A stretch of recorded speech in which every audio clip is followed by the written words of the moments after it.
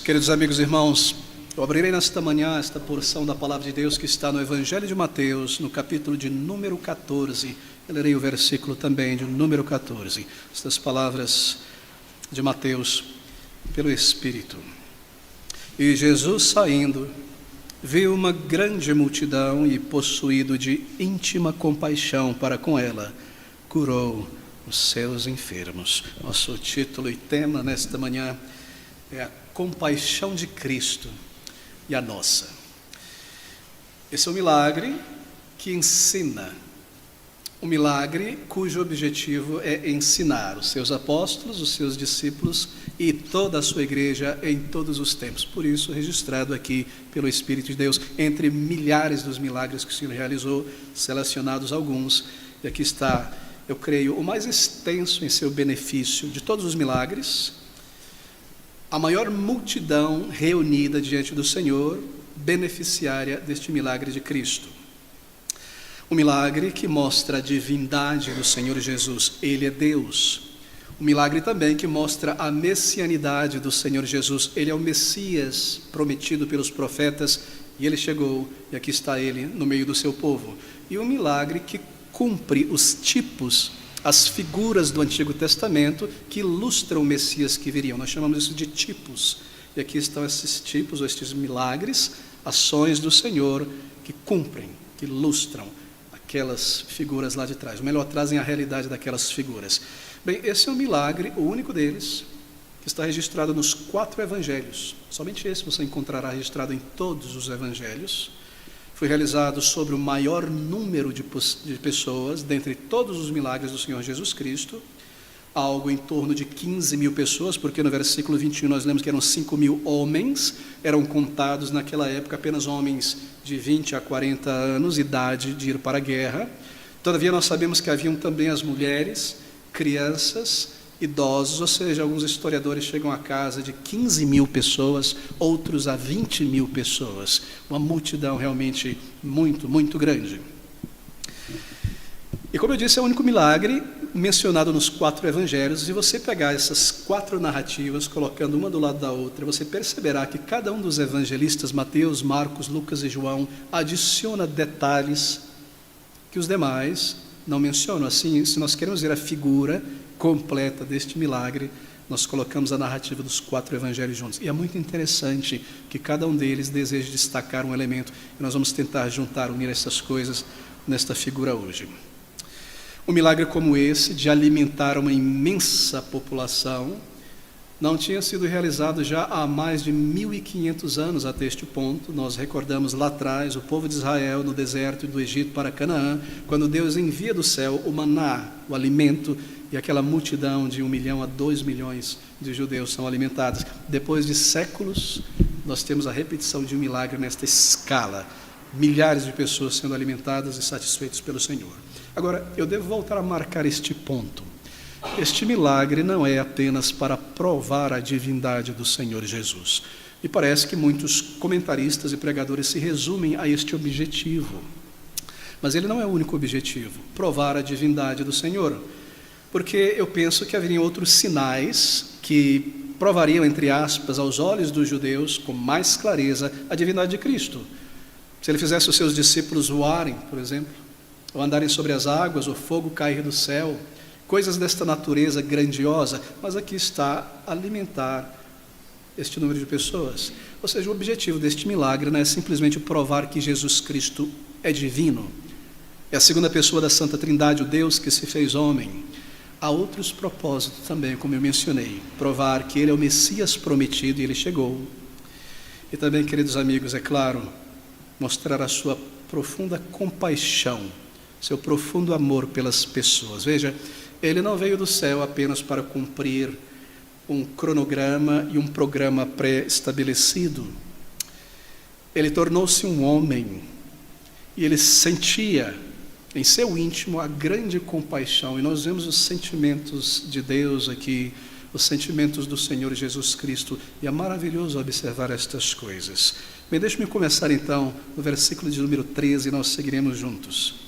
E Jesus, ouvindo isto, retirou-se dali num barco para um lugar deserto, apartado, E sabendo o povo, seguiu a pé desde a cidade. E Jesus, ouvindo isto, ouvindo o quê? Bem o que lhe é dito no versículo 12. E chegaram os discípulos de João Batista, e levaram o corpo e o sepultaram, e foram anunciá-los a Jesus. E Jesus, ouvindo isto. Esse é o contexto, nós lidamos domingo passado, mas há um contexto ainda maior aqui, porque nós lemos lá no Evangelho de Lucas, em nossa segunda leitura, que o Senhor tinha enviado os discípulos, 12 apóstolos, para evangelizarem pregando o reino, e agora eles retornam e começam a anunciar ao Senhor Jesus Cristo tudo o que eles fizeram. O Senhor estava ouvindo o relatório dos apóstolos. De repente os discípulos de João chegam, anunciando a ele a morte, o assassinato de seu primo, João Batista, e ouvindo estas coisas, em particular esta última informação, nós lemos então que ele se retira dali, num barco, ele estava à beira do lago da Galileia, e vai para um lugar deserto. E deserto aqui não quer dizer árido, sol, areia, mas desértico de pessoas, porque nós sabemos que havia grama e ervas ali, e coisas dessa natureza, mas um lugar isolado, um lugar distante. No versículo 13, então, nós lemos a partir do final, que o Senhor, tendo ouvido esta informação, reúne os seus discípulos e vai para um lugar distante. E que o povo soube disso, e seguiu a pé desde as cidades. E que Jesus, saindo do barco, isto é, porque ele cruza aquele lago para a outra região oriental do lago da Galileia, Jesus, saindo do barco, viu uma grande multidão. Então nós lemos que ele é possuído, isto é, tomado de íntima compaixão por aquela multidão. Bem, é interessante, não é, queridos amigos, se nós considerarmos o contexto aqui.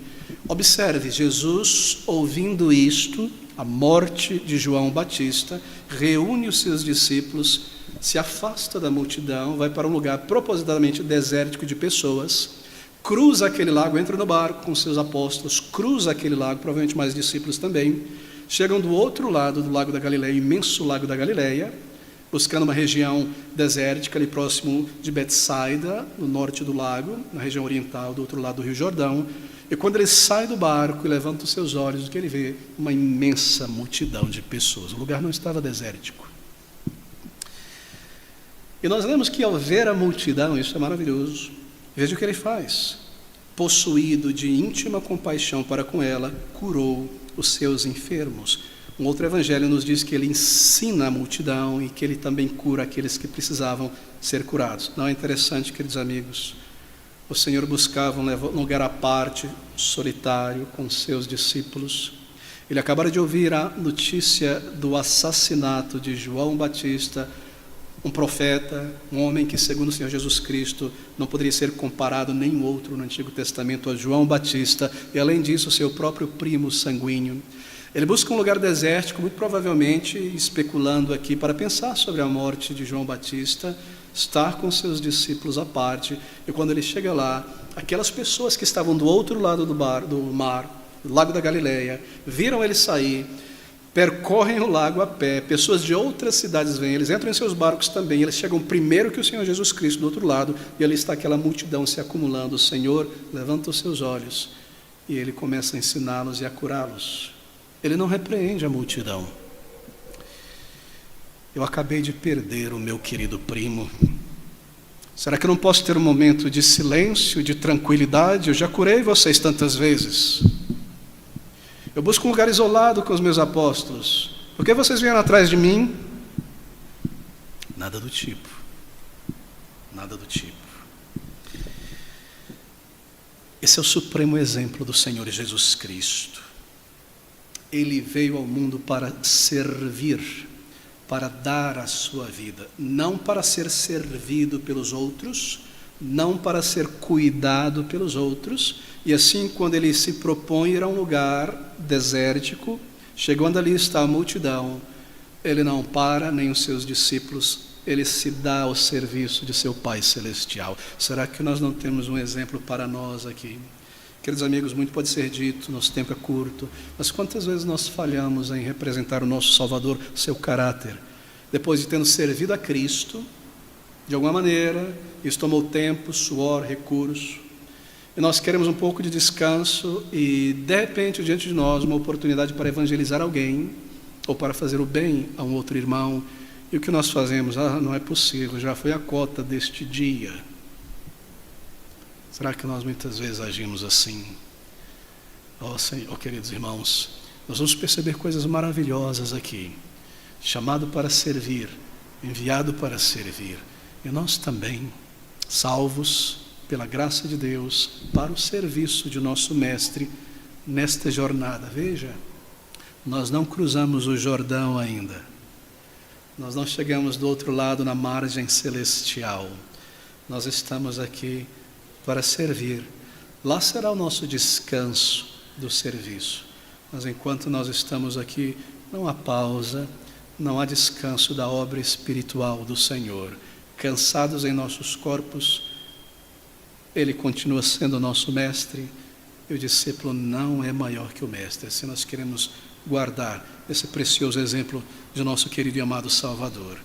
Mas por que Ele fez isso? O versículo 14 nos diz que Jesus, possuído de íntima compaixão. A palavra possuído aqui nos remete a uma possessão, não espiritual, mas que Ele foi completamente tomado por sentimentos ternos por aquela multidão, uma profunda compaixão, sentida, real, íntima, um enternecimento, profunda simpatia nas entranhas, porque é aqui que nós sentimos, não é? Quando nós vemos alguma dificuldade ou alguma coisa que nos toca profundamente, nós somos comovidos. Isso sentiu o Senhor Jesus Cristo ao ver aquela multidão. Mas por que Ele teve então compaixão e enternecimento desta multidão? O que havia de errado ali? Marcos, no capítulo 6, no versículo de número 34, nos dá a resposta. E Jesus, saindo do barco, viu uma grande multidão e teve compaixão deles, porque eram como ovelhas que não têm pastor, e começou a ensinar-lhes muitas coisas. Ovelhas que não têm pastor. Ali estava o Senhor à beira daquele lago, e as multidões desorganizadas vindo de lá para cá, aqueles que poderiam caminhar vinham caminhando, aqueles que não podiam eram carregados, um grupo ali, outro ali, vinham para cá, como um rebanho de ovelhas sem um pastor as conduzindo, ovelhas sem pastor. Eles eram tão ignorantes, eles não tinham um pastor para os conduzir. Os rabinos, os sacerdotes, os escribas não os pastoreavam, não os conduziam às fontes de água cristalina, à esperança, ao Salvador, a mensagem de conforto. Era regra sobre regra, liturgia sobre liturgia. O peso das tradições dos homens eram como ovelhas desgarradas e sem pastor, feridas.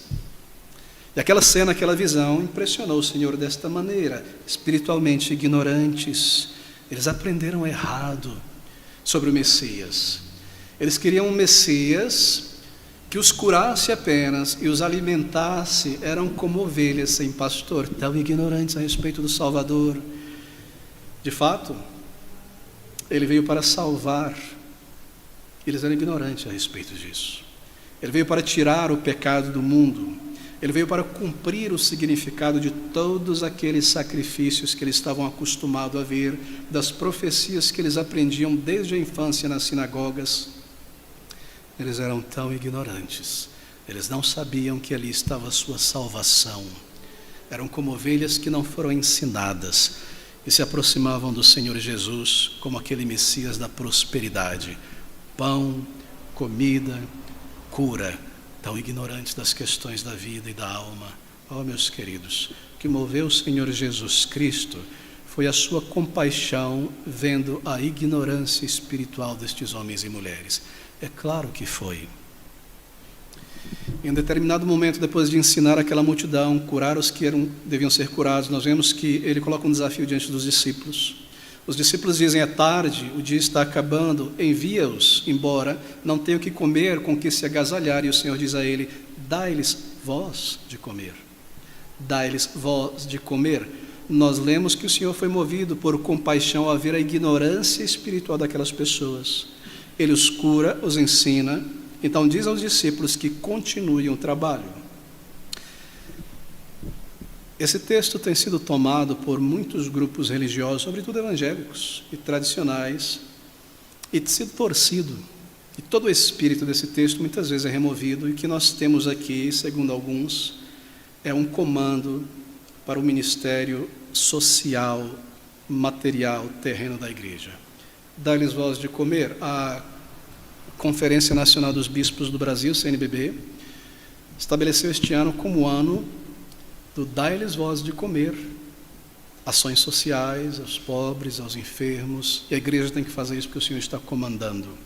Há mais ou menos 12 anos atrás, 13 anos atrás, a Igreja Batista, da Convenção Batista Brasileira, tinha o seu tema de missões e de ação para o ano, com este versículo, dai-lhes voz de comer. Eu me lembro folheando a revista daquele ano, lá muito tempo atrás, e tudo que aparecia ali eram crentes carregando cestas de alimento, cestas básicas, e levando as pessoas para algum hospital, coisas dessa natureza, nada a respeito da alma dessas pessoas. Queridos amigos, este dai-lhes voz de comer tem uma base material aqui neste contexto, mas o que moveu o Senhor foi a sua compaixão pela alma deles.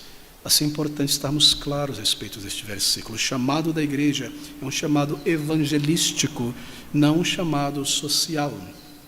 Eu me pergunto, para aqueles que tocam nessa tecla do chamado social apenas, por que alimentar só um dia? No dia seguinte está todo mundo com fome. Por que só um ano?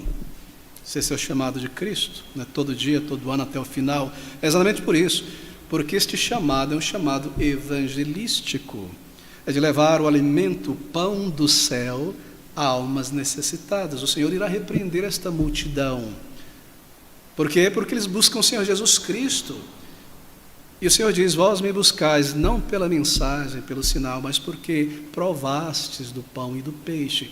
Trabalhai, não pela comida que perece. Igreja, diz o Senhor, trabalhai, não pela comida que perece. O nosso esforço é levar o Evangelho a almas sedentas, famintas por vida eterna, por perdão. Esse é o chamado, esta é a bandeira da igreja. Sim, a grande compaixão entre os irmãos. E não há pessoas neste mundo como os cristãos tão altruístas em sua boa vontade de ajudar os necessitados. Eu não preciso desdobrar isso aqui, você sabe muito bem. Mas aqui está o chamado da igreja. Dá-lhes voz de comer, levar o evangelho da graça redentora. E a repreensão do Senhor posteriormente. Mas aqui está a compaixão do Senhor Jesus Cristo, nos diz Marcos, neste versículo. E saindo, viu aquela grande multidão e teve profunda compaixão. A compaixão foi o motor, o movedor em Cristo para alcançar aquelas almas. Primeiro ele nos ensina e depois ele cura. Queridos irmãos, talvez por experiência, mas digo isso a partir do exemplo do Senhor Jesus Cristo, que você, eu, nós não conseguiremos realmente evangelizar alguém, pregar o evangelho para alguém, sem essa simpatia pela alma da pessoa, sem esse enternecimento que percebe o estado da alma dessa pessoa. Nós não conseguiríamos pregar de verdade o evangelho da graça redentora sem este motor da compaixão. Sem essa compaixão, as nossas palavras são como o sino que soam. Aqui está a compaixão de Cristo por almas que o moveu a ensiná-las. Ele as viu como ovelhas sem pastor. E é assim que nós precisamos ver as pessoas, como são ignorantes a respeito de Cristo, do significado da vida, do destino eterno da alma, do final desta breve jornada. E você olha para as pessoas e você percebe isso. E isso te move com compaixão para falar de Cristo. Sem essa compaixão, como nós vamos de fato levar uma mensagem de vida ou morte urgente, se nós não percebemos, não estamos claros, não sentimos o estado e a tragédia de alguém? Quando você vê um grande problema, alguém indo em direção a um grande mal, você é enternecido a dizer, não vai por aqui, isso, aquilo, acolá, perigo, aquilo mais. O Evangelho é assim. Ele deve ser sentido, ele deve ser real dentro de nós. Às vezes, bons pregadores que estudam a palavra e se preparam bem, Você os ouve pregar e há tanta informação e bom ensino. Mas quando alguns tentam pregar o Evangelho, não nos parece às vezes que há essa compaixão por almas. Soa muitas vezes como uma palestra sobre o Evangelho, elucidando elementos do Evangelho mais do que um urgir, um estar com almas, um pleitear, um rogar com almas, porque nós sabemos, nós sentimos o que irá acontecer com almas sem o Salvador, terminando a sua vida sem Cristo Jesus, o Salvador. Isso deve me mover, isso deve te mover. E aqui está um desafio para nós. A compaixão deve ser o motor que nos faz levantar, ligar para alguém, buscar uma pessoa, ter paciência com ela, persistir em evangelizar. Se não há este motor, o nosso evangelismo irá cessar no primeiro confronto, na primeira dificuldade, na primeira barreira. Esse amor que há no Senhor Jesus Cristo por almas o constrangeu. E este amor de Cristo também constrange a nós a levar o Evangelho da graça redentora. É algo real, é algo sentido, não é apenas uma missão como de uma empresa para vender um produto, isso não lhe toca, senão o salário no final do mês. Você sente sim, você se recorda como você vivia, que você poderia estar no inferno hoje, e alguém te falou de Cristo e teve paciência com você, e ligou para você, ele convidou e persistiu, e você pensava, por que essa pessoa está tão interessada em mim? Porque ela insiste com isso? O que é isso? O amor de Cristo nos constrange a agir, a compaixão. Se não há este amor completo, esta compaixão ao ver o estado de uma alma deve nos mover. Aqui está o motor para o evangelismo. O profundo senso de dívida a Cristo, que Ele fez por nós, o seu amor, a sua compaixão, e uma visão realística do ser humano, almas eternas. Veja através dos corpos, da roupa, dos bens materiais, da destituição dele, veja uma alma eterna ali. Observe que ali há uma alma eterna, não importa onde esta pessoa está vivendo, que classe ela vem, que formação ela tem, há uma alma eterna ali. E há um destino eterno, aquele que não crê já está condenado. Será que essas coisas nos afetam de verdade? Ou elas ficam no campo da teoria, da teologia fria? É necessário isso, queridos irmãos. Pense. E ao orar, traga essas coisas diante do Senhor. E ao lidar com alguém talvez difícil, desinteressado, frio, lembre-se disso, há uma alma eterna ali. E tente ouvir as vozes desesperadas no inferno, não me falaram de Cristo, não me falaram de Cristo. Tantos vi que salvou, mas ninguém se importou em falar-me da graça de Cristo, como nós cantamos. A compaixão de Cristo. Eu devo dar um passo além nisso. Ele os viu como ovelhas sem um pastor. A compaixão para alcançar irmãos em Cristo, com as doutrinas da fé, com os caminhos antigos. É necessário compaixão para ajudar um outro crente. Oh, como nós sabemos da dificuldade que é de estar em uma igreja, em um local assim, uma igreja bíblica, ou não ter comunhão com pessoas, homens e mulheres que amam o Senhor, uma igreja que serve. É triste, não? É um deserto espiritual. E a maioria de nós, eu creio aqui, passou por isso, a não ser aqueles que nasceram de novo e diretamente entraram numa igreja bíblica. Você se recorda quantos domingos terríveis, e domingo, para mim especialmente, crescendo no lar evangélico, antes da minha conversão, era o pior dia da semana. Era como aquela banda que cantava e eu ficava repetindo dentro de mim, é dia de descanso, nem precisava tanto. Porque nada abre, porque o fliperama não abre, vai acabar, e amanhã a escola, ver as pessoas em casa, jogar futebol. Domingo e dia do Senhor, nada disso. E então, depois da conversão, em igrejas que não amavam o Senhor Jesus Cristo de fato, e toda a vida você passava ali anos preciosos do teu vigor, da tua energia física e mental, desperdiçados com coisas superficiais, anos e anos sem aprender, sem avançar, como alguém que precisa repetir a mesma série 10, 15 vezes, 10 anos ali. Não é triste?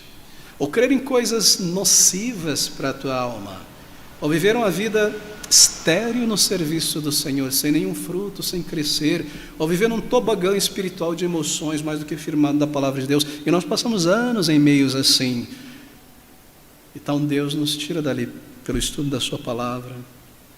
E nós temos descobertas doutrinárias da verdade, elas nos libertam destas coisas. Oh, ter essa compaixão por outros amados irmãos que permanecem sendo somente entretidos, vidas estéreis, presos a ideias humanas de líderes gananciosos que buscam autoprojeção. Queridos amigos, é necessário compaixão para ligar para um irmão, para tomar um café e abrir a palavra, para presentear com um livro, um bom livro bíblico, para trazer, para tirar pedras do caminho da má compreensão. Tenha compaixão desses irmãos.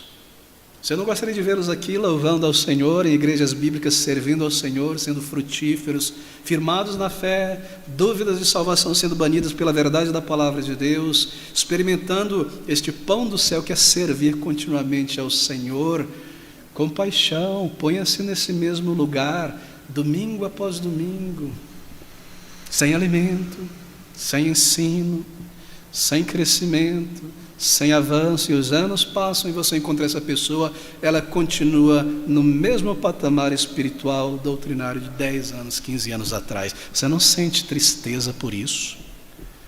Você não sente tristeza? Se você tem um filho, um sobrinho, e essa criança não consegue passar de ano, e 6, 7 anos passam, 8 anos passam, e por alguma razão a criança não consegue se desenvolver, e ninguém checou que era um problema de visão, que ele não compreendia a palavra de Deus, que ele não entendia o que estava sendo, não foi lhe dito, não foi lhe explicado, não lhe foi ajudado, que essa não é a vontade do Senhor, essa é a vontade do Senhor.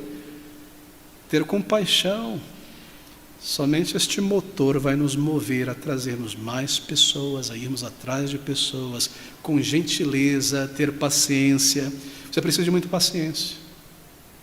Quando pela graça de Deus eu descobri essas verdades que nós apelidamos de calvinismo, mas as doutrinas da graça redentora, eu vim de um contexto que o próprio nome, apelido calvinista, era quase a imagem de uma caveira. Me lembro de uma igreja batista, a primeira igreja batista na cidade onde eu cresci, que um professor de escola dominical, em certos comentários, dizendo que calvinismo é uma porta para o inferno. Então você descobre estas verdades na palavra e tenta explicar isso para eles. E tenta mostrar isso para eles. É só compaixão, não é? Que lhe faz perseverar com gentileza, com bondade, até que os olhos sejam abertos. Tente observar esses crentes maravilhados com a palavra de Deus, maravilhados com esta verdade, sendo alimentados e sabendo que estão crescendo espiritualmente. Compaixão nos move a isso. Assim aqui está o motor do Evangelho. Mesmo o nosso Salvador Jesus Cristo foi comovido ao ver o estado daquelas almas. E essa é a base do nosso serviço para Cristo, seja alcançando almas com o Evangelho ou alcançando crentes de volta aos caminhos antigos da fé. Deve haver persistência e deve ser movido por esta simpatia real pela alma deles. Mas eu sigo então nesta segunda parte do versículo, na verdade a primeira parte ainda do versículo de número 13. E Jesus, ouvindo isto, retirou-se dali num barco para um lugar deserto, apartado, e sabendo o povo, seguiu a pé desde a cidade. Volte comigo a Marcos, novamente, capítulo 6, versículo 31, porque Marcos adiciona uma informação preciosa aqui. Marcos 6, versículo 31, ele diz: e ele disse aos apóstolos, observe o versículo 30, os apóstolos voltaram, contaram tudo ao Senhor. Os discípulos de João Batista, nos diz Mateus, chega e dá aquela informação. E ele, o Senhor Jesus, versículo 31, disse-lhes aos apóstolos: vinde vós aqui à parte, a um lugar deserto, e repousai um pouco. Porque havia muitos que iam e vinham, e não tinham tempo para comer. Eles tinham voltado de vários dias pregando a palavra sem carregar nada do bolso, sendo alimentados por aquelas pessoas. Era o treinamento deles. Depois o Senhor muda esse direcionamento e diz: levem alforjes, leve comida, leve isso, leve aquilo. Eles estavam cansados e não tinham como comer, porque eram muitos que estavam por ali. Vinde vós a um lugar à parte, desértico, e repousai um pouco. Não é interessante, queridos amigos? É muito curioso esse ponto aqui. Veja, Aqui está o Senhor Jesus Cristo. E Ele sabia de todas as coisas. Ele sabia muito bem, como Deus que é, que os discípulos não teriam descanso lá do outro lado do lago da Galileia. Porque Ele então diz: vinde vós à parte para um lugar ter um pouco de repouso. Ele é o Deus eterno, Ele sabia muito bem que ao chegar lá, as multidões estariam esperando e haveria muito trabalho depois de um mês fora pregando o Evangelho. Não é curioso? Quando Ele chega ao outro lado, Mateus nos diz que Ele começou a curá-los e a ensiná-los e posteriormente a alimentá-los e os discípulos junto com o Senhor Jesus Cristo até o final do dia, quando já era tarde, sem parar, sem cessar. Onde está o descanso prometido? Vinde vós à parte para um lugar deserto, e repousai um pouco. Onde está o descanso? Ele prometeu. Bem, o descanso foi ouvir o ensino do Senhor Jesus Cristo.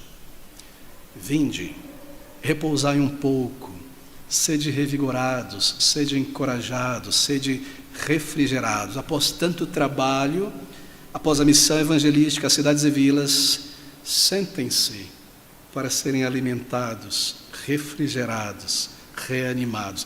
O descanso foi o momento de ouvir o Senhor os ensinar. Marcos nos diz isso, Lucas também. Bem, talvez os discípulos, quando ouviram isso, chegaram empoeirados das cidades, com a mochila nas costas, contando tudo para o Senhor Jesus Cristo, cansados, e a multidão ali, muita gente. E o Senhor os chama à parte, para um lugar para repousarem. Talvez venha na cabeça deles: nós vamos ter algum tipo de piquenique à parte, sozinhos, longe da multidão. Alguma coisa dessa natureza, não é? No campo, afastado, um piquenique só nós. Mas o que eles iriam fazer seria ouvir, e ouvir o Salvador. E não por meia hora, mas por muitas horas, provavelmente boa parte do dia foi ensino, porque os milagres e as curas e a alimentação vêm no final. E esse foi o descanso. Esse foi o refrigério. Não é maravilhoso, queridos amigos, observar essas coisas? Esse é o melhor descanso. Ouvir a palavra de Deus. Hoje é domingo, dia do Senhor. Dia de deixar de lado as preocupações, os afazeres da vida diária, do cuidado do corpo. Hoje é dia de pregação, de imergir na palavra de Deus, de refrigerar-se com a palavra de Deus, e também de serviço a Cristo, de serviço cristão, porque nós vemos que após o ensino, eles começam a trabalhar para Cristo naquele dia, alcançando aquela multidão que eram como ovelhas perdidas. Mas eu gostaria que você notasse aqui, que aqui descanso era ouvir, foi ouvir a palavra de Deus e servir o Mestre. Nós temos uma lição, não é? Se amamos a palavra do Senhor, se somos crentes bíblicos. Hoje, queridos irmãos, é dia de descanso no sentido de colocar à parte as coisas terrenas. Tivemos 6 dias para laborar com elas e prover. Este dia foi dado por Deus como um dia à parte. Mas veja, nós usamos o termo descanso no dia do Senhor. Mas esse não é um descanso físico, completo.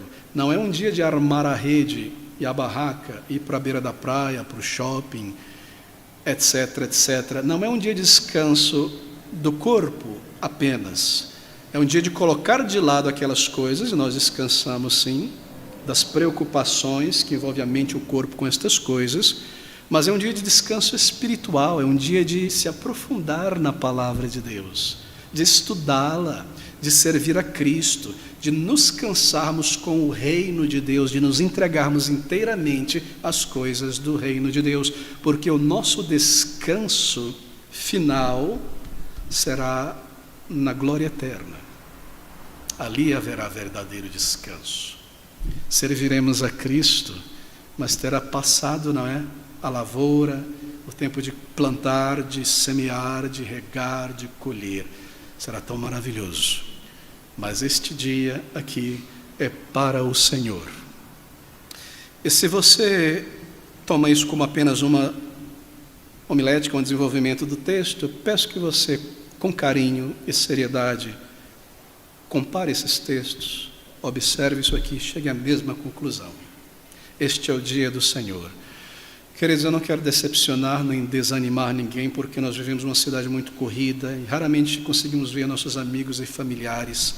Mas eu devo lhe dizer, não gaste neste dia do Senhor, neste tempo tão breve, fatias, porções inteiras deste dia apenas com a família terrena, com um almoço que toma várias horas, preparando e preparando para sentar e comer e receber pessoas. Não é um dia para isso.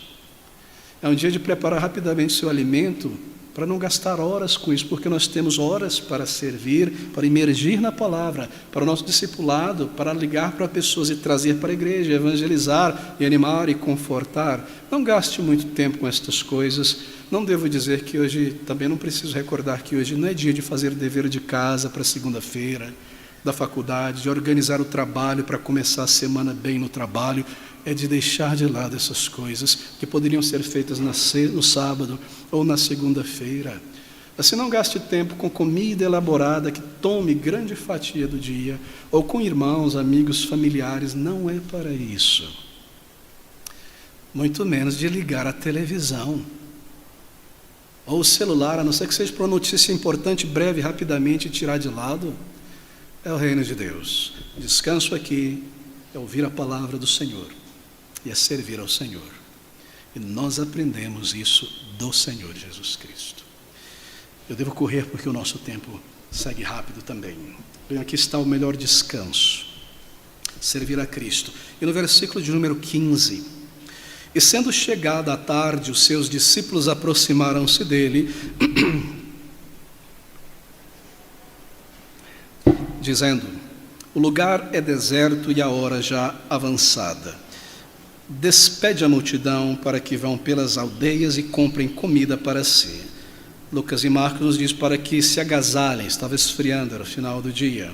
E em Israel há essas variações de temperatura, às vezes parecido com São Paulo. Início do dia frio, calorão, depois esfria de novo à tarde. Eles precisavam se agasalhar. Final do dia, no entardecer, o dia terminava ali às 6 da manhã, às 6 da tarde já começava um outro dia ali para o judeu. E eles estavam naquele lugar desde cedo, desde o raiar do dia, e o lugar era desértico. Isto é, a feira já tinha acabado, aquelas pessoas ambulantes que vendiam alimento não estavam mais ali, todos em suas casas, protegidos. Não havia onde comprar comida, não havia onde comprar alguma coisa, o horário dos mercados já tinha passado. E diante desse problema, os discípulos trazem ao Senhor Jesus Cristo, colocam diante dele: aqui, Senhor, está uma solução para esse problema. Despede-os, o lugar é deserto, para que vão pelas aldeias e comprem comida para si. Não é interessante? Parece que eles estão dando uma ordem ao Senhor Jesus Cristo. Aqui estamos nós, todos nós da Igreja Batista Reformada da Palavra, representados aqui, dando ordens ao Senhor Jesus, instruindo Ele o que Ele deveria fazer, como proceder, quando há um problema. Senhor, a solução é essa, manda eles, despacha, manda marchar. Manda-os embora, Senhor, despede-os, já é tarde, nós não comemos nada também, é hora da gente, fecha a loja, o cliente está chegando. Você sabe o que eu quero dizer. Eles estavam cansados, é claro, mas para eles não havia horário. E é claro, eles tinham simpatia certamente pela multidão, muitos ali eram conhecidos deles, mas eles dizem: Senhor, há um problema, não há comida. Eles estão o dia inteiro aqui ouvindo, sendo curados, estão cansados. Despede-os, Senhor, manda-os embora, manda-os ir. Estes discípulos se assemelham muito nesse estágio aos evangélicos modernos. Deixe-me falar um pouco sobre evangelismo de crianças e adolescentes. Você sabe que a EBD, aquilo que nós chamamos de Escola Bíblica Dominical, ela nasce na Europa, evangelística, e quando ela chega no Brasil, com o mesmo caráter, o objetivo de reunir, no dia do Senhor ou algum outro dia, as crianças e adolescentes, era para alcançá-las com o Evangelho, evangelística. EBD sempre foi sinônimo de evangelizar, reunir jovens, crianças e adolescentes, pregar-lhes o Evangelho. Isso imperou por anos, por décadas, mesmo aqui no Brasil, e há pouco tempo, 35, 40 anos atrás, ainda era muito assim, mas foi se perdendo. E por décadas, fora do Brasil, nos Estados Unidos, parte da Europa, outras partes do mundo onde o Evangelho chegou, o objetivo da EBD era este. Havia o culto com o povo de Deus reunido, toda a igreja aprendendo a palavra de Deus e adorando, um culto também dedicado ao Evangelho, normalmente à noite, a igreja adorando, e em um determinado período, a igreja alcançava as crianças. E é claro, muitas igrejas iniciaram com um trabalho assim, casal de missionário, reunindo crianças e adolescentes, pregando o Evangelho, o Senhor salvando, pais, familiares vindo, mais conversões, ensino, uma igreja formada. Muitas e muitas e muitas igrejas nasceram assim, na verdade. Até que em um determinado momento, lá nos Estados Unidos da América, uma pessoa de boa vontade teve uma ideia muito inteligente, segundo a compreensão dele, e disse, mas espera aí, gente, vamos ampliar isso aqui, nos anos 50. Por que EBD, Escola Bíblica Dominical, só para as crianças e adolescentes? Vamos ter para todo mundo da igreja. E vamos ter classes, classe dos adultos, classe dos infantes, dos júniores, adolescentes, pré-adolescentes, adolescentes jovens, e dividir. E aí começaram a fazer isso. E ali, trazendo também algo do Evangelho, e sabe o que aconteceu? Não vou me delongar aqui, mas para você ter um pano de fundo histórico. Aquelas igrejas, em sua maioria, que tinham um culto inteiramente dedicado ao Evangelho, normalmente à noite, algumas pela manhã, aqueles cultos começaram a deixar de ser frequentados. Por quê? Porque as pessoas já estavam ouvindo a mensagem do Evangelho nessas classes. Então o culto, já ouviu o Evangelho, essa era a ideia de muitos, sociedade afluente naquele momento nos Estados Unidos, deixaram de vir à noite. E o pastor disse, bem, quem está vindo no culto agora são esses irmãos mais fiéis, sobretudo os mais idosos, eu não vou pregar o Evangelho para eles, pastores em todo lugar, e o culto deixou de ser evangelístico e tornou-se doutrinário. Então eles agora tinham 2 cultos de ensino, mas aos poucos aquela EBD que era evangelística, por conta da organização das instituições, convenções, suas revistas para cada igreja, tantas e tantas coisas, e é claro, a operação também do maligno, foi deixando de ser evangelística e foi perdendo o teor evangelístico e agora também a doutrinária, com a revista e tantas coisas mais. E o Evangelho, um culto inteiramente dedicado ao Evangelho, foi deixado de lado e a própria EBD deixou de ser evangelística, reunia as crianças e pregou o Evangelho em muitas e muitas igrejas e gradativamente. Mas espera aí, a gente não pode ficar só aqui nisso, a gente precisa evangelizar as crianças, algumas almas boas continuando firmes nisso aí. Mas as igrejas já tinham sucumbido, em sua maioria, nos Estados Unidos sobretudo, partes da Inglaterra. Bom, então vamos fazer assim, nas férias das crianças, a gente se dedica a reuni-las e evangelizá-las. Surge a Escola Bíblica de Férias, EBF. O evangelho que era proclamado às crianças na IBD todos os domingos, agora, 2 vezes ou 3 vezes no ano. Essa EBF ainda mantinha um vigor evangelístico, e ao longo das décadas ela transformou-se em brincadeira, em suco apenas, em fantoche, deixou de ser evangelística, ao ponto de sucumbir e morrer, e raramente você ouve algo sobre a EBD evangelística. Mas por que eu estou dizendo isso? Porque o que esses irmãos e essas igrejas fizeram foi o seguinte, o Senhor disse a elas, deixe vir a mim os pequeninos discípulos, tire os empecilhos para que eles venham a mim e ouçam o Evangelho. Nós lemos sobre isso. E iremos ler no capítulo 19 também. Mas os discípulos disseram, oh Senhor, as igrejas disseram, depois de muito tempo de evangelismo de crianças e adolescentes, Senhor, manda-os embora, deixa-os ir, Senhor. Trabalhar com criança é difícil. E criança não quieta, e se não é do nosso meio, do nosso arraial, e não conhece a linguagem de Israel, vai falar besteira, e tem que ouvir essas coisas, e não quieta, e não senta, e risca a parede, e rasga o carpete, manda-os embora. A nossa igreja está tão bela, com este carpete maravilhoso, e esta parede de papel veludo, criança e chiclete no chão, no carpete, manda-os embora. E assim, gradativamente, o evangelismo de crianças e adolescentes foi despachado das igrejas. E ele se comporta exatamente como muitos evangélicos. Quando você, pelo menos, tenta, hoje em dia, encorajar algumas igrejas a evangelizar crianças, parece que o olho cristaliza, eles ficam em um transe. Eu não estou entendendo o que ele está dizendo, é algo de outro mundo. Sim, nós temos uma sala ali, a salinha das crianças. Mas vamos falar sobre métodos de crescimento de igreja, então, agora, pastor. Manda-os embora. Até porque elas não possuem alma. Você sabe que o ser humano só adquire uma alma aos 18 anos, aí você começa a evangelizá-las. Parece que é assim que muitos pensam. Você não deve evangelizar criança. Evangelho criança, adolescente. Elas possuem almas eternas e já estão condenadas sem um Salvador, morrendo na idade da razão. Manda-os embora. Quão difícil hoje no Brasil é influenciar igrejas e pastores do ideal, do alcance da geração em crescimento com o evangelho regular, continuamente persistente. Manda-os embora. Veja, já falei sobre a história da EBD, e é um exemplo entre muitos. Mas às vezes, individualmente como crentes, nós fazemos isso também. Eu fiz muitas vezes, infelizmente, minha imaturidade espiritual. Você tem uma oportunidade dada pelo Senhor de evangelizar. Ele conduz alguém em uma situação para teu círculo de influência, para teu contato, em algum determinado momento. E quantas vezes isso aconteceu, não é? E ali está você, naquele banco do trem, para chegar em sua casa, do ônibus, ou na fila com alguém por meia hora, e ali está a pessoa, e você tem uma boa conversa, e fala de tantas coisas. Então você chega em casa e há uma pontada na consciência. Eu não fiz nada para girar aquela conversa para algo espiritual sobre a vida dessa pessoa. E eu passei 38 minutos conversando com o motorista desse aplicativo sobre tantas coisas.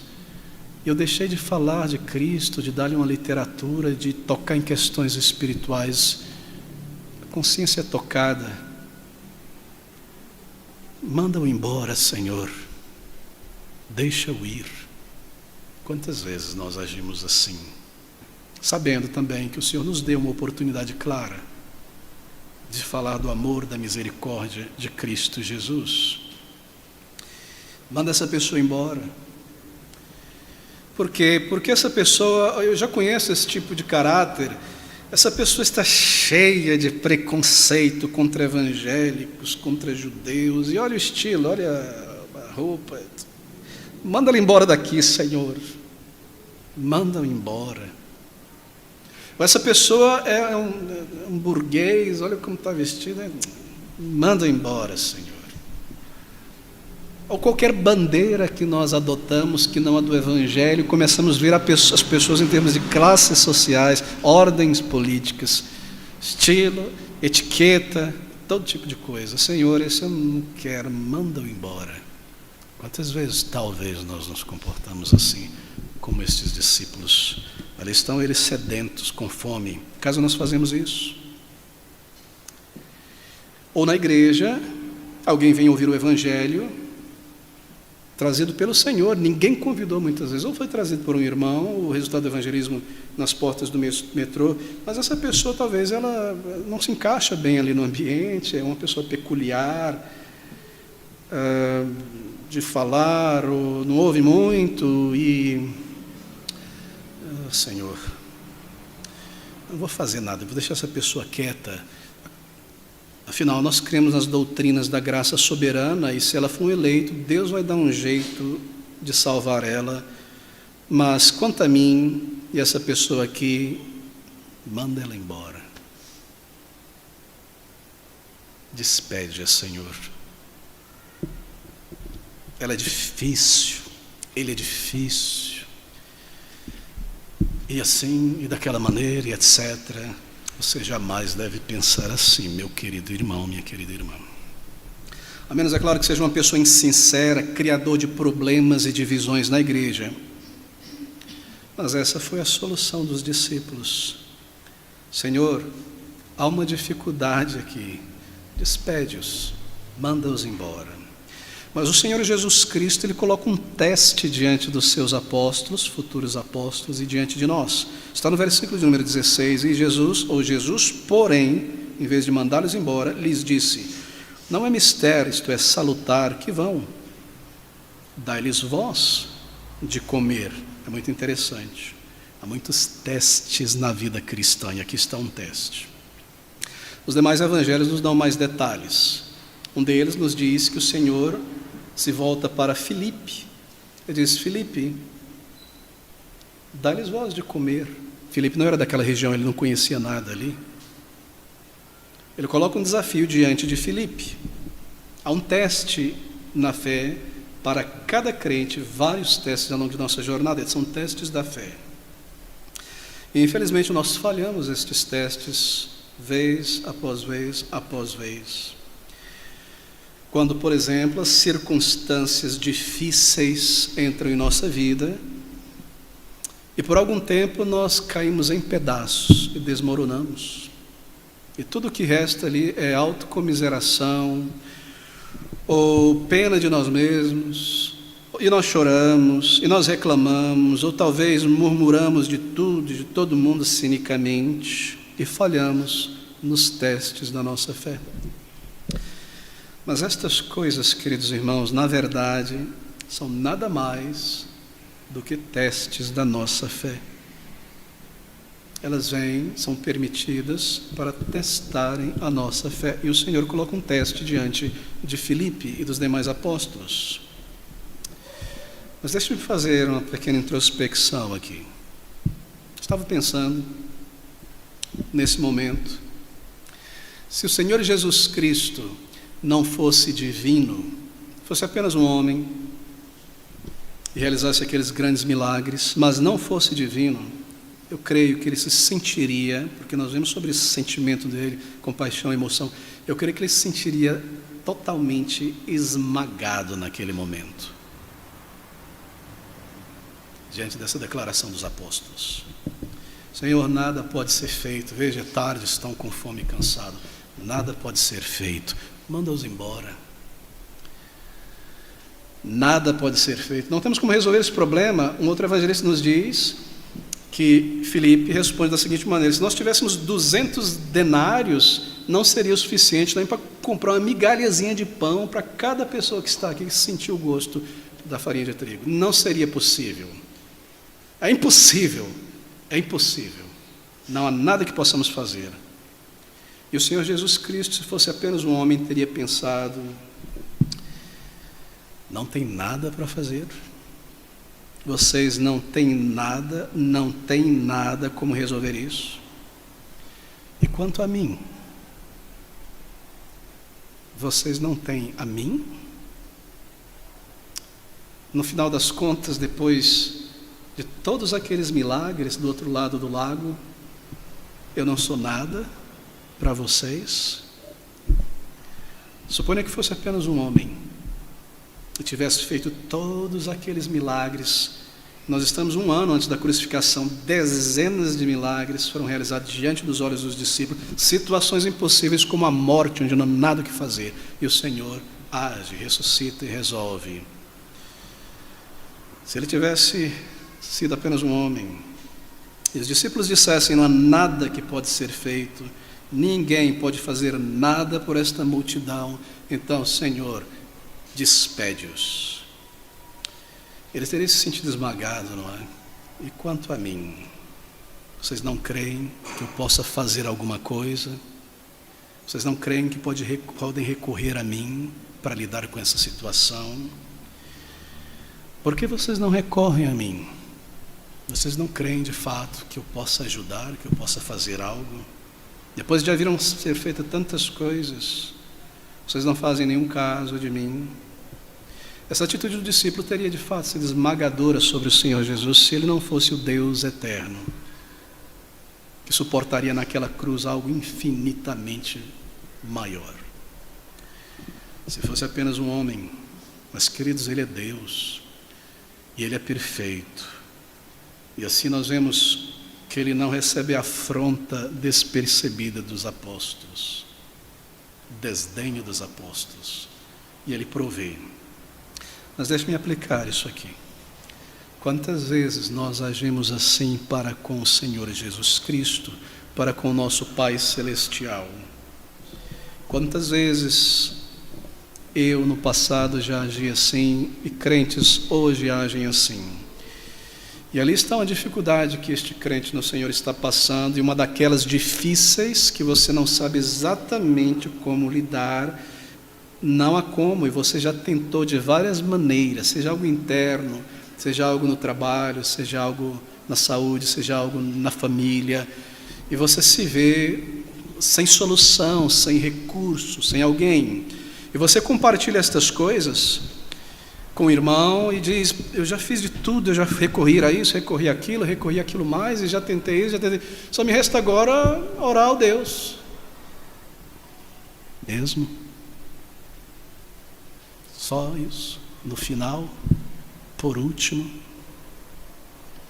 quando ele tem todo o poder no céu e na terra, quando ele já conhece o futuro, ele sabe a resolução do problema, quando ele sabe qual será o resultado de qualquer ação humana, para a direita, para a esquerda, o que quer que aconteça, todas as possibilidades possíveis de uma ação ou inação, quando ele prometeu nos dar uma paz que excede o entendimento da situação e nos guarda para que o problema seja resolvido. Já fiz de tudo, só sobrou Deus mesmo. Entregue nas mãos de Deus.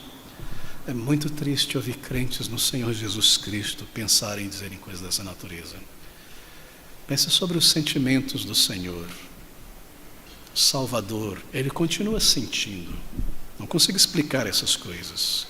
E nós o relegamos por último, mesmo.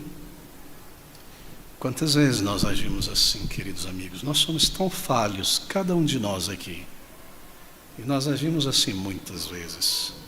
Mas nós estamos aprendendo hoje a respeito do poder do Senhor, do seu amor por nós, do seu interesse pessoal por cada um dos seus, das suas promessas de resolver, de lidar, de dar uma resposta de paz, sábia, melhor do que nós poderíamos por nossa própria força, inteligência e recursos alcançar.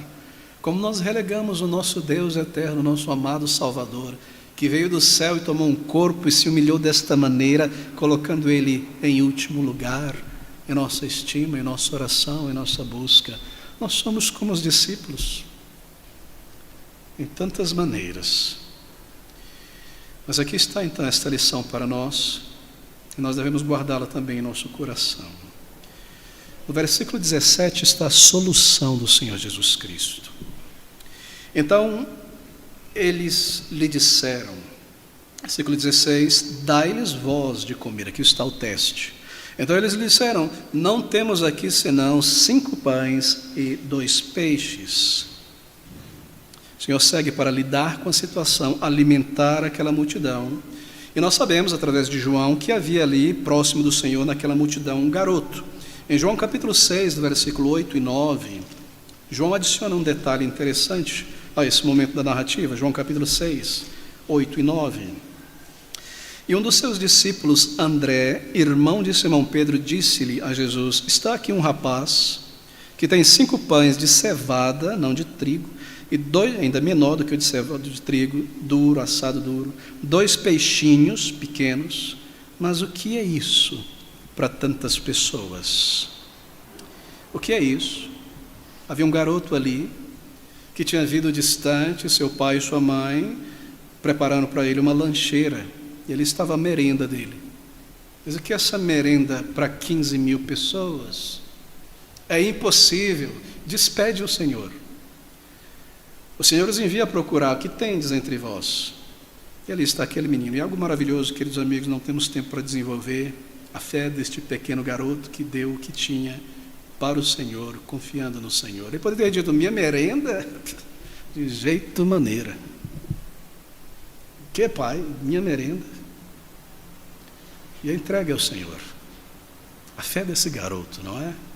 Ali na presença do Senhor.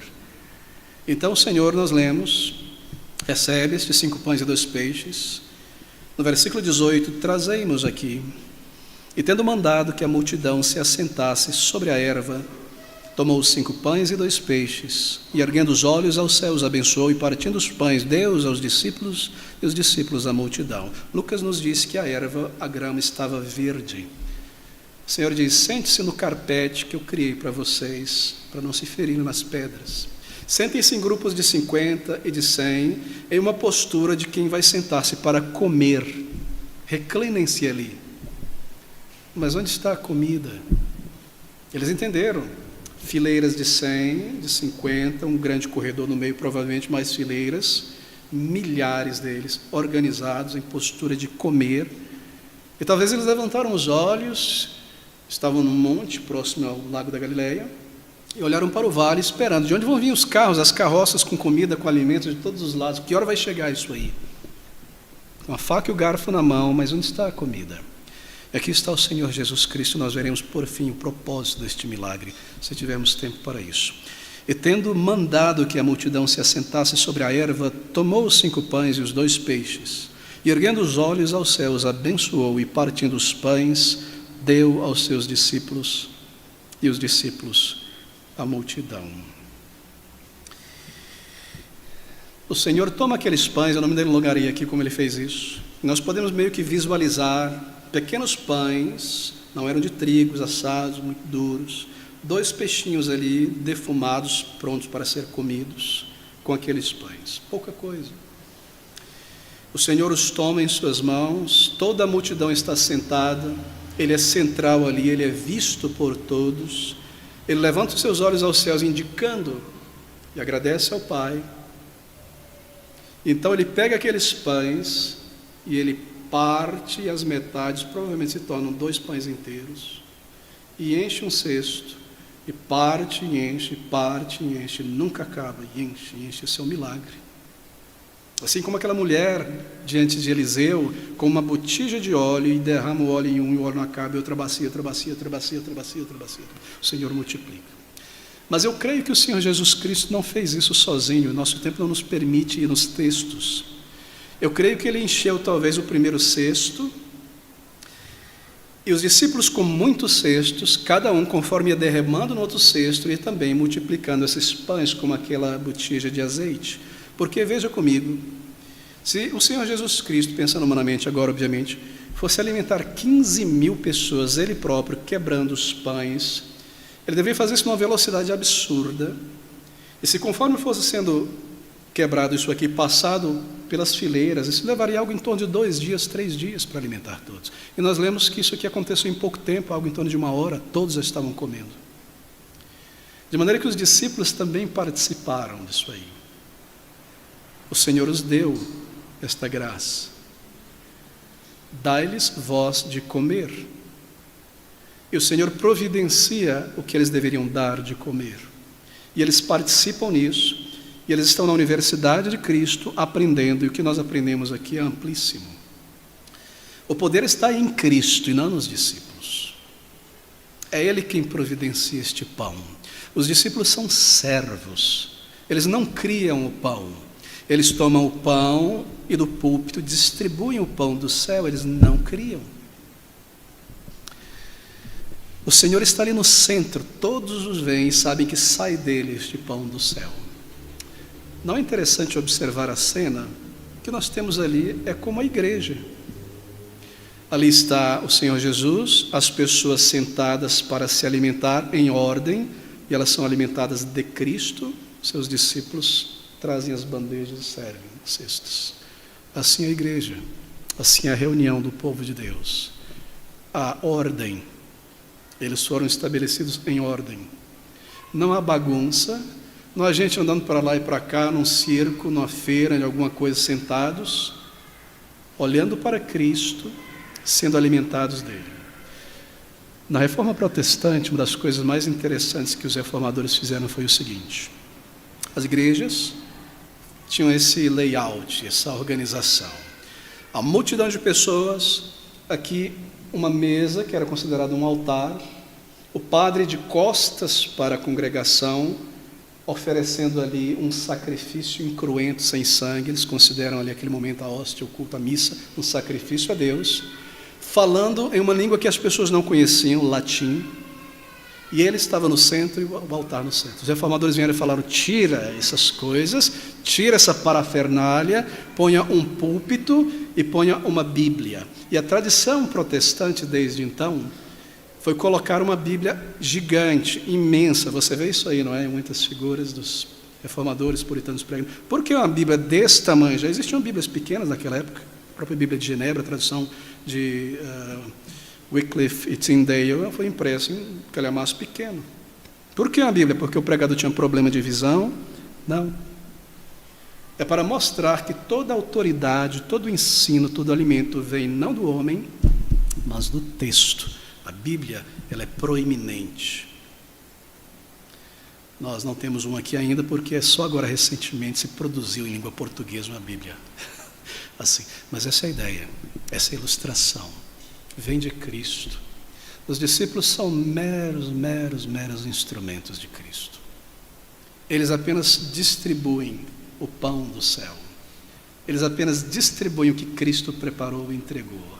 A proeminência é Cristo e não o pregador. O herói é Cristo Jesus, o Salvador, e quem projeta a si mesmo rouba do Senhor a glória. E crentes que dão ibope a esse tipo de coisa se prostram diante de ídolos. A glória de Cristo, queridos amigos, nós somos meros servos. É necessário, entenda isso, que Cristo cresça e nós diminuamos. Ele está no centro. Ele fez todas as coisas. Quando um dia, na velhice de Lutero, depois de muita coisa ter sido feita, a reforma protestante tomado o seu solavanco, a Bíblia traduzida para a língua daquela nação, chegaram diante de Lutero: quantas coisas maravilhosas Deus te usou para fazer. Ele disse: não fez nada, a palavra de Deus fez tudo. Ela fez tudo. É necessário que Cristo seja evidenciado. Meus irmãos, deixem estas coisas. Deixem estas coisas. É a palavra de Cristo, nós somos meros servos do Senhor. E aqui está o exemplo diante de nós. Ele providenciou o pão da vida, o ensino, o seu Espírito nos instrui. É função do discípulo apenas distribuir corretamente, tirando dali coisas antigas e coisas novas do tesouro da palavra de Deus. Aquele pão, quando foi multiplicado, ele veio pronto para ser comido. E aquele peixe também, ele não veio cru ali, vamos fazer uma fogueira aqui, não. Ele já tinha uma aparência de certa idade, ter sido defumado, pronto para comer. Quando Deus criou o universo, Ele criou assim, pronto, para ser vivido. E, fazendo um pequeno parêntese, a resposta à pergunta paradoxal da comédia: quem viu primeiro o ovo ou a galinha? É a galinha. Porque Deus criou Adão adulto, não como bebê para crescer, pronto para procriar. Então, quando nós vemos o universo, nós vemos uma aparência de grande antiguidade, né, de bilhões de anos, está tudo pronto, porque Ele criou assim, do nada. Lance fora toda a ignorância. Ele é o Deus eterno, Ele é o Senhor da glória, Ele criou todas as coisas. Este pão está pronto para ser comido. Ele entregou a palavra de Deus assim, de uma vez por todas, completa. Ele não a entregou em parte. A palavra de Deus não é infindável. Para que haja outras revelações em nossos dias, a gente tem que pegar essa revelação e adicionar na Bíblia, mais uma, essa Bíblia não vai ter fim. A verdade, de uma vez por todas, em um determinado momento, foi entregue aos santos. Aqui está a palavra de Deus. Ela é tudo para nós. Eu não tenho tempo de concluir com os propósitos dos milagres, mas eu vou correr aqui para tocarmos nisso. Primeiro, prova da messianidade do Senhor Jesus Cristo. Foi um milagre da criação. Ele é Deus. Ele trouxe algo que não existia à existência. Ele cria uma tremenda quantidade de alimento para alimentar 10 a 15 mil pessoas. Ele é Deus. Está provado aos olhos das pessoas. Segundo, propósito do milagre. O apóstolo João liga esse milagre ao ensino do Senhor Jesus Cristo na sequência. Se você ler João na sequência, ele liga este milagre ao ensino do Senhor Jesus Cristo de que ele é o pão do céu. Há uma continuidade na narrativa lá em João. Ele é o Messias prometido. Ele é a salvação de Deus. Quando a multidão volta ao Senhor Jesus Cristo, ele despede a multidão com a palavra: vós me procurais pelo pão. Trabalhai não pela comida que perece. Eu sou o pão da vida. E aqui ele começa a se tornar impopular. Se você não comer da minha carne, beber do meu sangue, o meu sangue mesmo é bebido e é comido, não tendes parte em mim. Ele simplesmente mandou embora aqueles que só buscavam algo para o aqui e para o agora. Ele conecta: o Senhor é o pão do céu, é a salvação provida. Terceiro propósito, de aumentar, é claro, e fortalecer a fé dos discípulos. Como nós sabemos disso? Porque mais tarde, depois deste milagre de alimentar tamanha multidão e a segunda multiplicação dos pães, o Senhor Jesus Cristo precisa repreender os discípulos com firmeza. Por quê? Porque nos é dito que eles esqueceram o milagre da multiplicação dos pães, cujo objetivo também de ser realizado foi fortalecer a fé daqueles discípulos. Eles entram no barco, só tinha um pão que acharam ali. O Senhor diz: cuidado com o fermento dos fariseus, é porque não temos pão aqui, o que a gente vai fazer agora? Até hoje não entendeis, até hoje não compreendeis. Marcos capítulo 8, versículo de número 17, ele repreende os discípulos, 8, 17 a 21, dizendo assim: e Jesus, conhecendo isto, disse-lhes: para que arrazoais que não tendes pão, não considerastes, nem compreendestes ainda? Tendes ainda o vosso coração endurecido, tendo os olhos não vedes, e tendo ouvidos não ouvis, e não vos lembrais, quando partiu os 5 pães entre os 5.000, quantos cestos cheios de pedaços levantar? Disseram 12. E quando partiu 7 entre os 4.000, quantos cestos cheios de pedaços levantaste? E disseram-lhe 7. E ele lhes disse: como não entendeis ainda? O objetivo desse milagre foi fortalecer a fé dos discípulos, mas eles falharam também, e nós falhamos tantas vezes. Queridos irmãos, deixe-me aplicar isso aqui. Toda resposta, toda grande resposta a uma oração, não é para ser apenas uma bênção, apenas para aquele momento, para aquela situação. Toda grande resposta de oração é para fortalecer a nossa fé. Não vos lembrastes? Nós devemos guardar em nosso banco de memória, para que quando uma situação semelhante vier, nós possamos recorrer a isso e lembrar: o Senhor me ouviu, Ele me tirou dessa situação difícil, complexa, Ele respondeu claramente à minha oração de uma maneira sábia. Ela não pode ser esquecida. Que maravilha, o Senhor respondeu o meu clamor. Bem, seguir a vida, seguir em diante, sem lembrar que um dia Ele respondeu, me tirou daquela situação, daquela provação, daquele problema. Eles não recordaram como Ele alimentou 5.000, como Ele alimentou 7.000. Cada grande resposta à oração tem essa intenção. Você guarde em um banco de memórias vivas, para usar essa memória na próxima dificuldade, no próximo teste da fé, e você constrói em tua mente este registro maravilhoso. E se a memória não é boa, tome um pequeno diário particular e vá anotando ali algo que te recorde com clareza como Deus te ajudou. E você vai ficar surpreso, maravilhado, se não chocado, depois de algum tempo, passando por alguma dificuldade, pega esse diário e leia, e você se surpreende que você esqueceu que Deus te tirou de uma situação ainda pior do que essa. E que agora eu estou desmoronando em autocomiseração, em pena de mim mesmo, em orgulho, em murmuração. Como eu esqueci? Por que eu estou agindo assim? Porque eu esqueci a resposta clara à minha oração. Aqui nós temos auxílio prático para a fé, para mantê-la.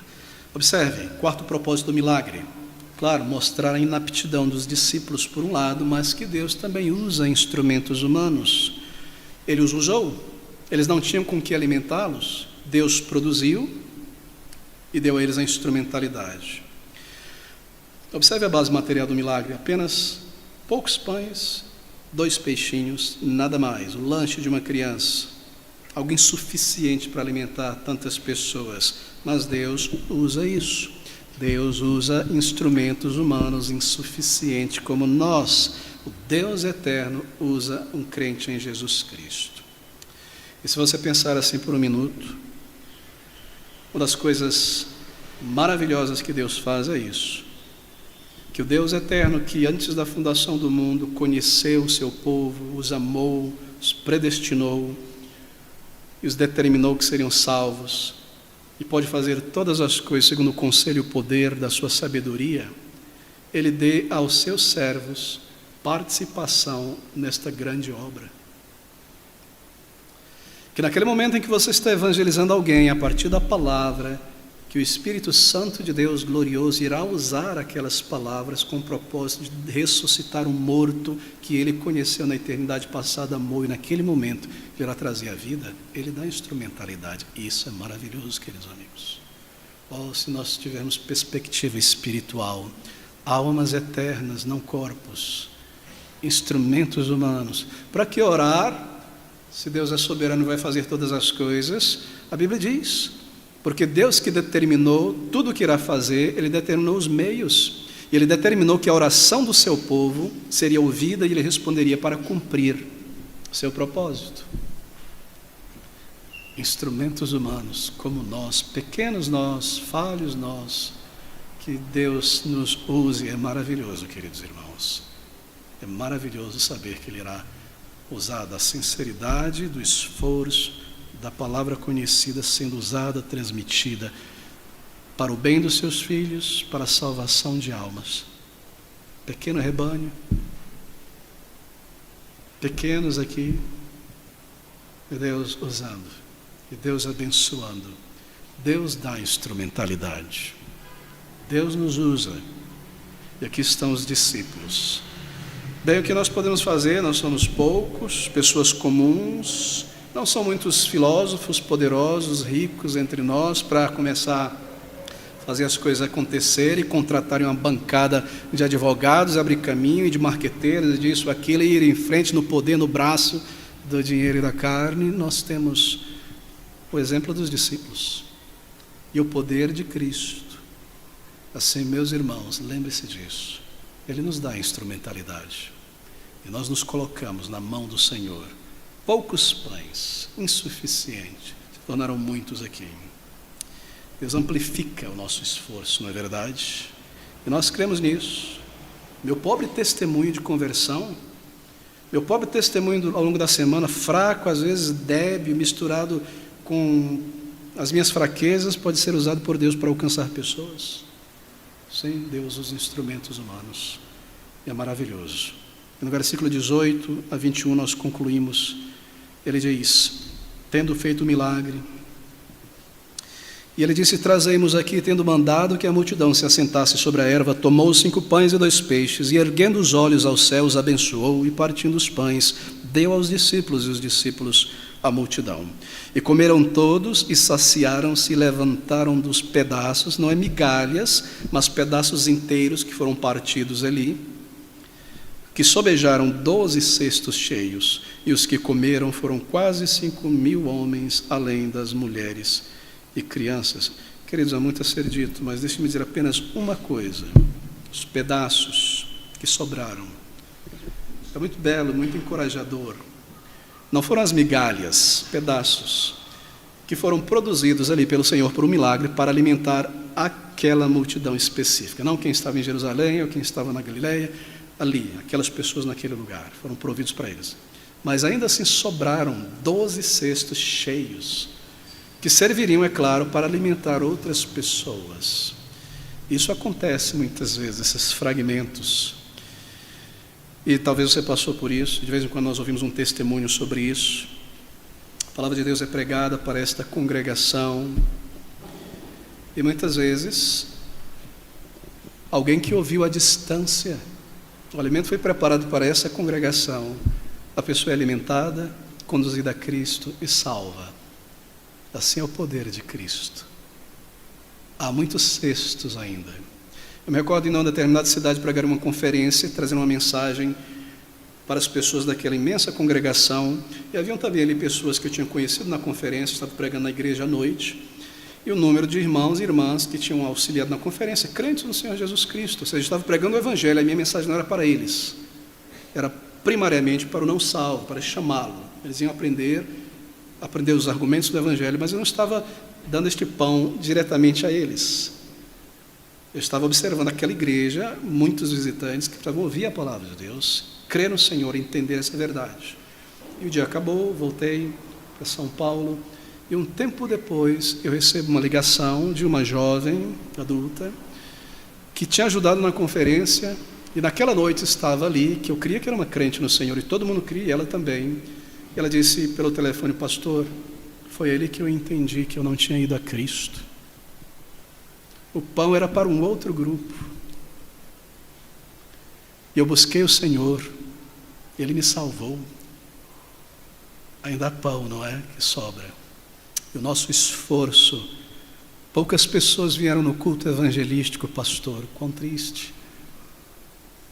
Ainda há cestos para alimentar muitos. Nosso trabalho não é em vão, nem é pequeno no Senhor. Ele faz todas as coisas. Posso me recordar de um irmão lá na Inglaterra, que é um diácono na igreja e trabalhava numa loja de roupas, era o segurança ali, e deu um folheto para uma senhora que pegou, olhou, obrigado, pôs na bolsa. 10 anos depois, essa bolsa estava no armário, ela pegou lá para desempoeirar, jogar fora, e achou esse folheto e leu, e foi profundamente tocada pela palavra, levada a Cristo, eventualmente salva, e acabou congregando na igreja daquele irmão. 10 anos depois, aquele folheto. E muitas vezes nós levamos material especificamente para um grupo de pessoas em uma determinada cidade, e alguém que está passando por ali que não tem nada a ver com aquilo, o Senhor o chama através daquele testemunho. E nós estamos laborando nessas frentes de batalha, esperando frutos, elaborando, e o Senhor traz um fruto de um outro lugar, porque Ele prometeu trazer frutos. Ele é o Senhor da seara. Cabe a nós lançar a rede e esforçar. Em outras tristes situações, está uma pessoa na igreja que nunca checou a sua alma, o seu coração, e se autoexaminou, está ali considerando-se um crente, mas não tem um testemunho real de conversão, mas está unida com a igreja, fala a linguagem de Israel e se esforça para trazer pessoas, e às vezes traz um amigo, a própria pessoa ali durante o culto, ela mesma que trouxe o amigo, não está muito interessada, voando ali no celular, coisas desse tipo, e aquela pessoa que ouviu o Evangelho pela primeira vez é quebrantada em um terremoto na alma, e ela é salva, e liberta e transformada. E aquela outra, para quem foi pregado, permanece ali, sem bom grado, ouvindo o Evangelho. O Senhor cumprirá o seu propósito. Mas eu quero me alegrar em saber que, conforme nós lançamos com fidelidade o Evangelho sendo pregado continuamente, anos passam, semanas, e nós não ouvimos nada. E foi por isso que estavam aqui hoje, ouvindo o Evangelho que nós trouxemos, que o Senhor irá salvar, e que o Senhor irá edificar crentes, e firmá-los na fé, e guardá-los no poder do seu amor. Muitos cestos para alimentarem outros. Essa é a graça de Deus. É um milagre supremo este aqui. Ele envolve tudo. A divindade de Cristo, sua messianidade, o seu poder, o seu amor, sua compaixão, a nossa atitude, coisas maravilhosas. É apenas um milagre, onde Ele cura alguém, mostra compaixão, e deu comida para as pessoas. Não. Esse é o pão do céu. E esses são servos de Cristo. E estes servos, na sua igreja, hoje, somos nós, crentes em Jesus, de grupos, denominações bíblicas, que permanecem fiéis à palavra do Senhor. Eu espero que isso lhe tenha movido e inspirado as palavras do nosso Salvador. O dia do Senhor, o nosso testemunho. O Senhor sabe, Ele abençoa. E na eternidade, alguém virá e nos tocará no ombro. Você sabia que aquela palavra, aquele evangelho, aquele texto, me despertou um dia? Não sabia. E mais um, e mais outro, e outro mais. É maravilhoso ser um instrumento nas mãos do Senhor. Por trás de tudo isso aí está a fé que se submete a Cristo. A fé que se entrega ao Salvador para servi-lo. O nosso descanso é ouvir a Cristo, é servir a Cristo.